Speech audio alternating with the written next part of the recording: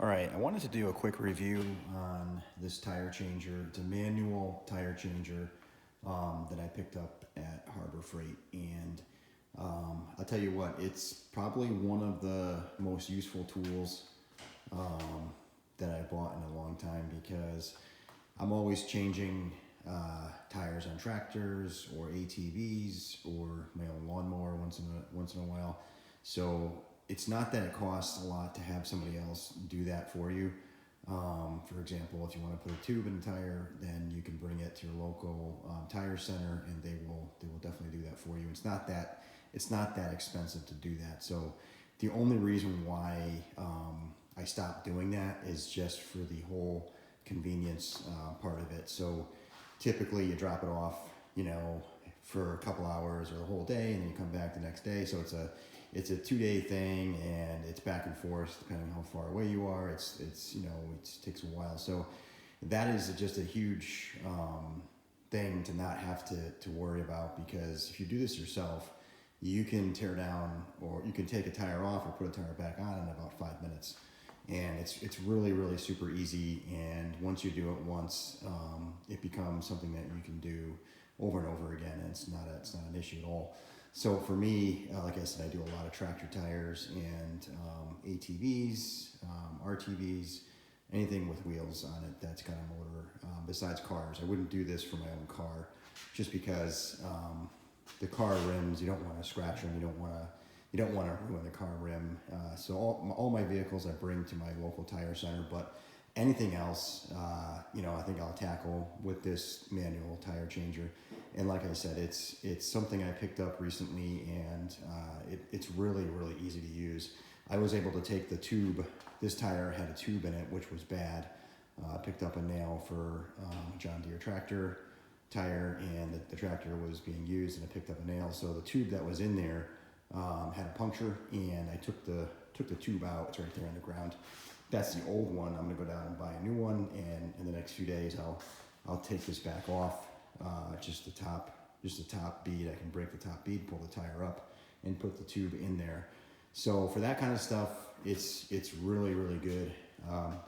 It's been a really good purchase in my mind. Definitely well worth the money.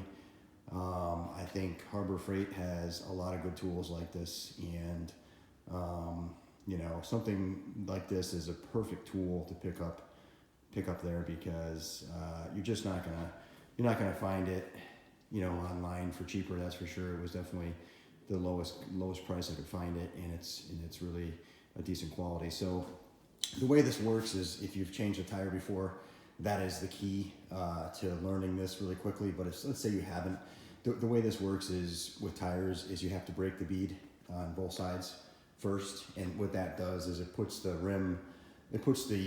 edge of the tires towards more of the center of the rim, and breaks them away from the outer part of the rim. And that's really where they hold their fit to the rim when you have the tire filled with air. So there's a tight fit, and the air actually squeezes the tire over the edge of the rims, making it so it's tight. And therefore, when you're using the tractor, there's no slippage between the rim and the tire.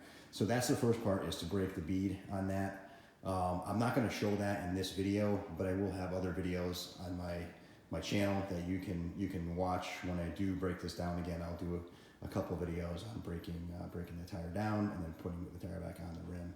But the first step is break the bead on both sides, and then you mount the tire like you see here in the tire changer. And that is really super easy to do. You just spin the top rod comes off, and you turn it back on with the tool they give you to tighten it at the end.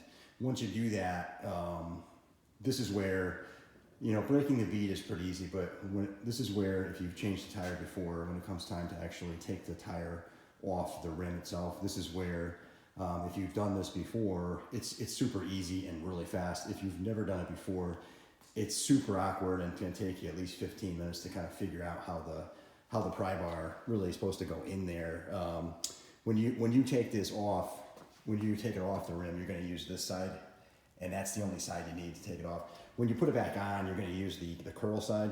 This has a bevel to it, so that the tire itself will kind of like stay with the tool, and then the tool stays with the rim. And as you as you get more experienced with this, you'll see what I mean. It's super easy, but at first, if you're breaking it down or putting a tire on a rim for the first time, it's going to be a little awkward the first time. Give yourself 15 minutes either way. But once you do it, it's like anything else. You can do it 100 times, and it's really quick and easy. So that's my overview. I think this is a great purchase.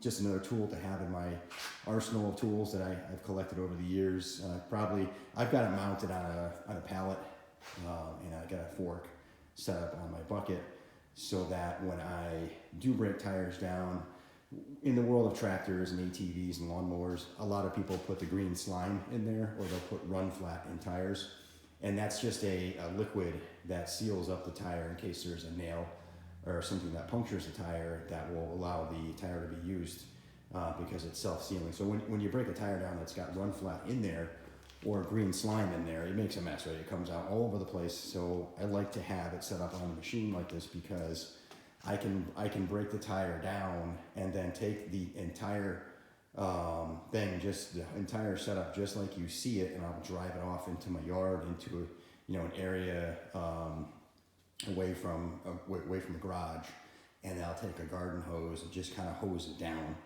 and that way I can pull this whole thing out with the machine, and I can hose it down, and then I can bring it back in, or I can put it away and it's all clean, right? So that's the reason why I've got it attached to the machine here, because it's just a convenience when it comes time to clean things up. You don't have to do that. You could, the way you're kind of, they say you can do this is you can bolt it either to your floor, cement floor in your garage, which for me, I don't have a lot of floor space. I don't want to bolt it in my garage. So I just decided to bolt it to a pallet that I made. You could buy a pallet or get a pallet for free and do the same thing, just bolt it right to it, and then leave it on the pallet in the garage. And then if you've got a machine with forks on it, you could fork it and you can move it around. You can clean up afterwards and do what I do with it. But so obviously you could do what makes sense for you. But this is how I've got it set up. So far, so good. And I hope this is helpful to you.